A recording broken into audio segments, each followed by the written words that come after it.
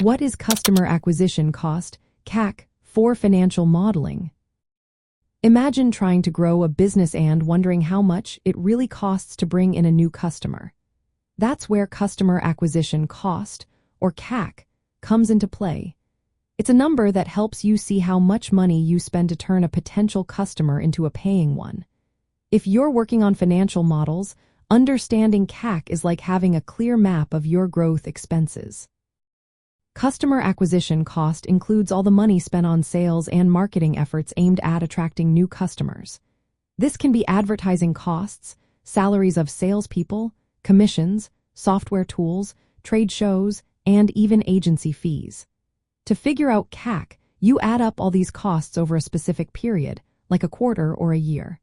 Then you divide that total by the number of new customers gained during that same time.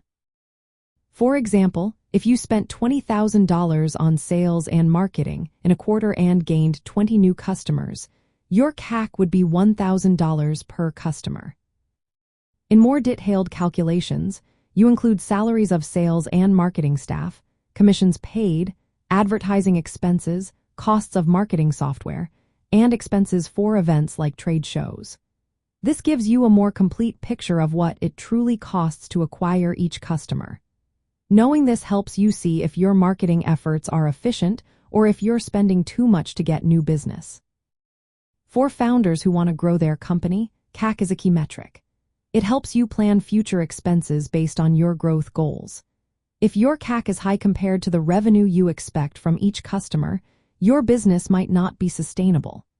But if your CAC is low and your customers stay with you long enough to generate more revenue than it costs to acquire them, your growth strategy is on the right track.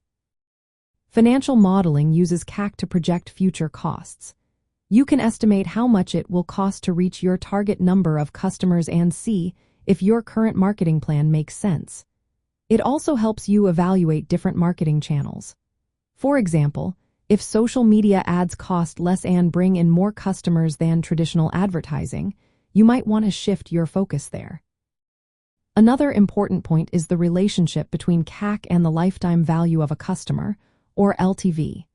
The LTV is how much revenue you expect to earn from a customer over the entire period they stay with you. If your CAC is less than the LTV, your business can grow profitably. If CAC is higher than the LTV, you need to find ways to reduce costs or increase customer value.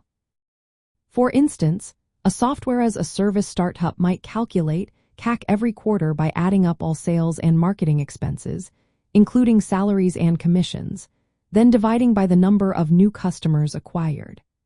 If the CAC is $1,000 and the average customer stays with the company 5 years and pays $5,000, the business can decide if the investment makes sense.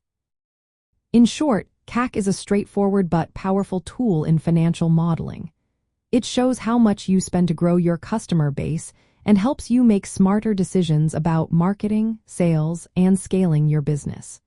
By keeping an eye on this number, founders can better manage their growth, attract investors, and build a sustainable company.